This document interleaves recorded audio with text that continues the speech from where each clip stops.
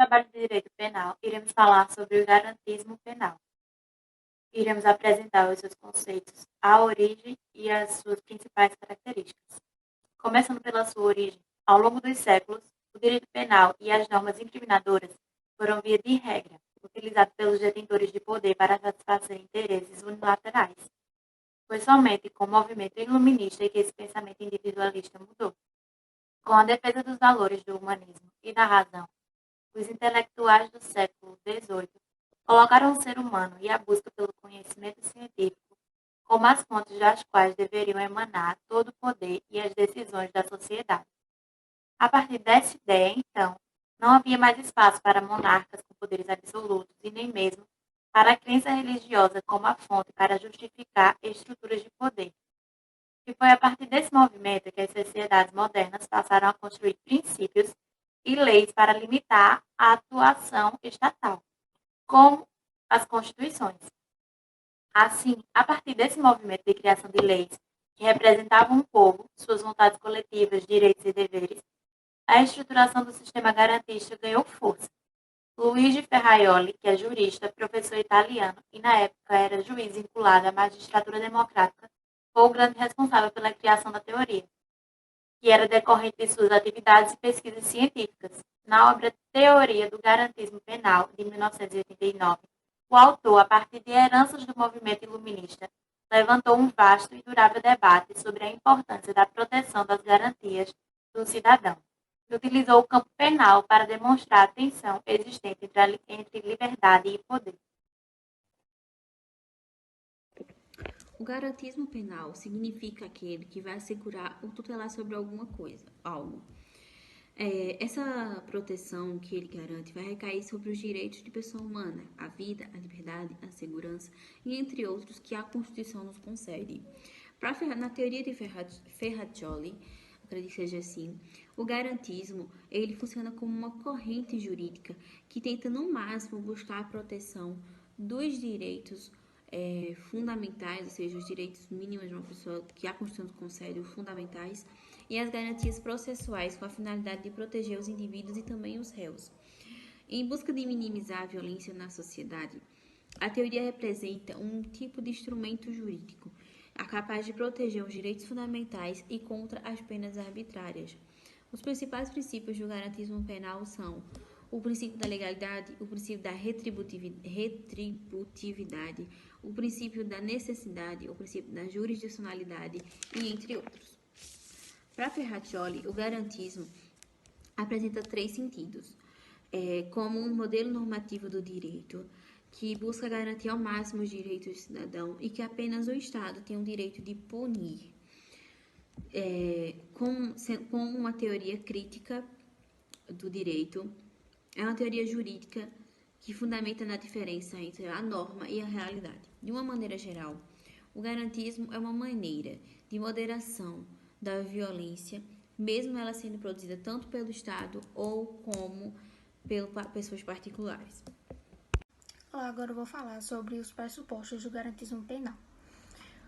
O que são os pressupostos da garantia penal? Garantias são penais, divididas em penais e processuais. E antes da gente ver o que são pressupostos, a gente precisa entender que no ramo do direito existem alguns requisitos para que sejam validados o processo judicial. Esses requisitos são pressupostos, ou seja, exigências que permitem o desenvolvimento processual de acordo com os requisitos legais exigidos, né? As garantias penais são princípios do direito penal, aqueles que a gente já estudou, que afetam a configuração legal dos delitos e tendem a limitar a atuação do poder legislativo naquilo que ele pode sancionar como crime e imputar determinada pena. Alguns desses princípios são taxatividade, e significa que não basta exigir existir uma lei que define uma conduta como crime. Ela deve ser clara e de fácil compreensão para os indivíduos a real consciência acerca dessa conduta. A materialidade significa que para constar a existência de um delito deve existir um elemento físico que comprove a ação ou omissão do indivíduo e ateste uma lesão. Legalidade, isso significa que não há crime sem lei anterior que o qualifique. O princípio da última ratio, que significa que o direito penal vai estar em última opção. no caso dos outros ramos de direito civil, direito trabalhista, direito e por aí vai, não resolver, o direito penal será em última ratio.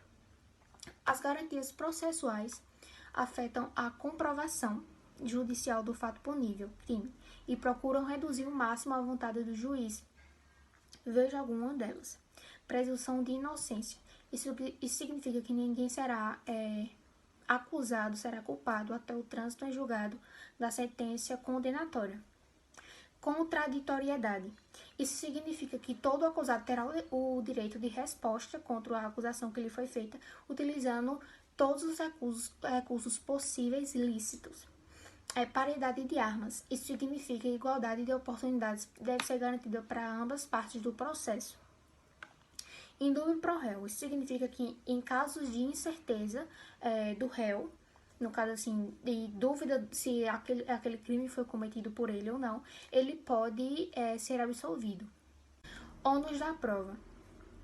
Isso significa que a pessoa responsável por uma determinada afirmação é também aquela que deve oferecer as provas necessárias para sustentá-la. Publicidade. Os processos são públicos e a lei só poderá restringir a publicidade dos atos processuais quando a defesa, assim, pedir a defesa da intimidade ou o interesse local, assim o exigir.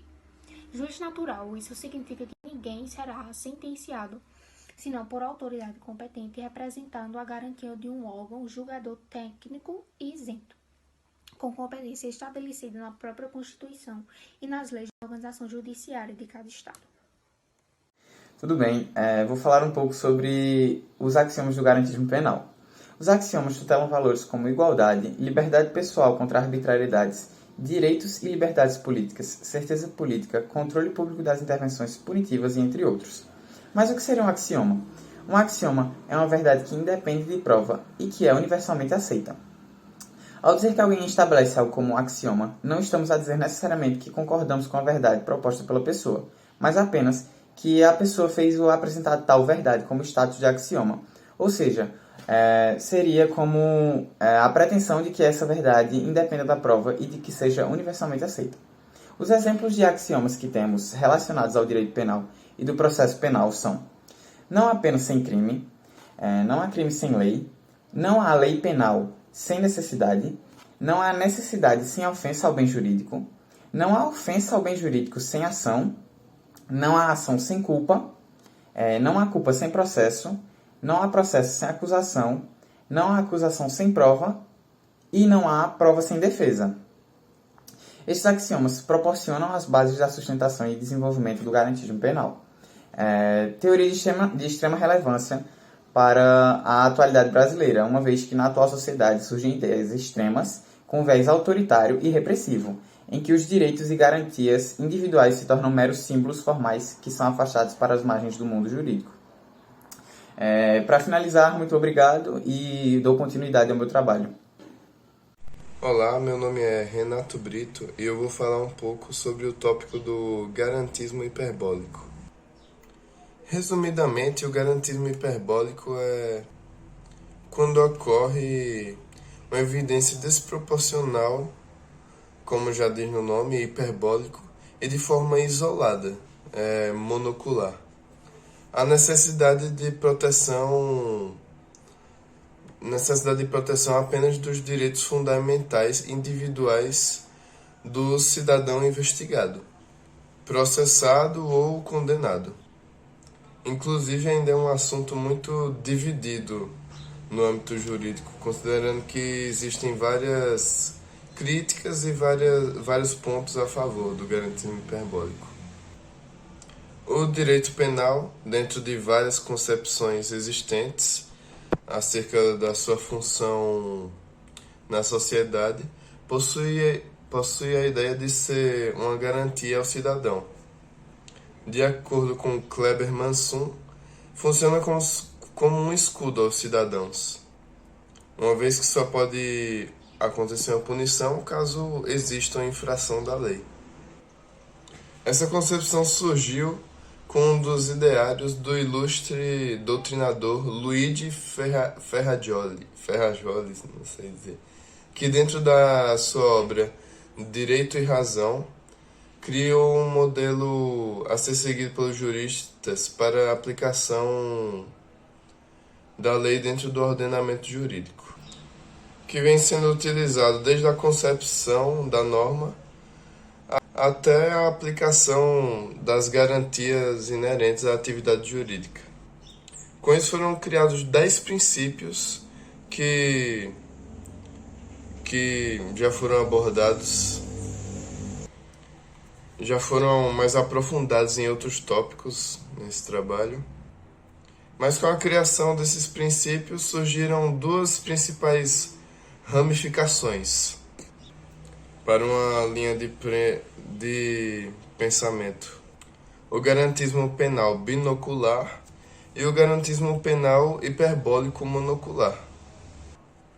O garantismo penal binocular ou integral, ele encontra um fundamento na ideia da aplicação da proporcionalidade ou razoabilidade no direito penal e processual penal.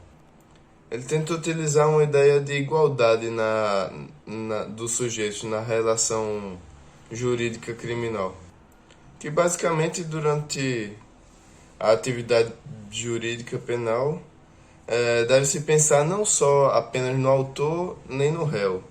Tem que se tentar pensar nos dois lados, no autor e réu. É esse o que está presente, a ideia binocular. É aí que está presente. Bom, em contrapartida, tem o garantismo penal hiperbólico monocular, que, como eu falei antes, é quando tende desproporcionalmente para um lado a atividade jurídica.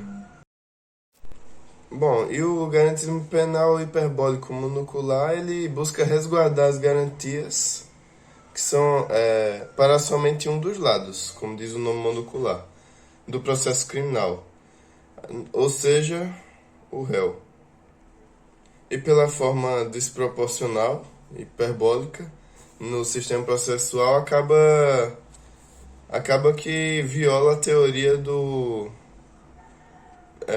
dos princípios da proibição do excesso e de proporcionalidade e razoabilidade, podendo gerar agravames para o devido processo legal, o que acaba tornando a ideia meio dividida para os autores jurídicos.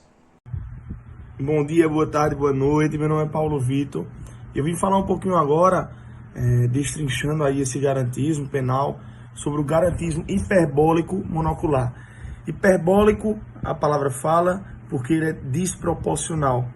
E monocular, devido ao seu isolamento.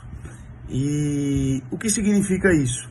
É justamente uma expressão que foi dada por Douglas Fischer, e era meio que uma desproporcionalidade na proteção do réu, ou seja, uma proteção exagerada e proporcional ao réu.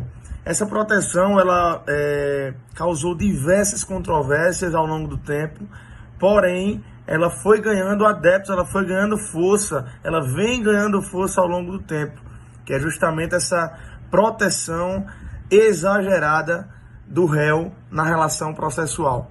Então esse é o grande conceito de garantismo hiperbólico monocular. Como eu já falei anteriormente, ele é desproporcional e isolado, e sua principal função é uma proteção exagerada ao réu na relação processual.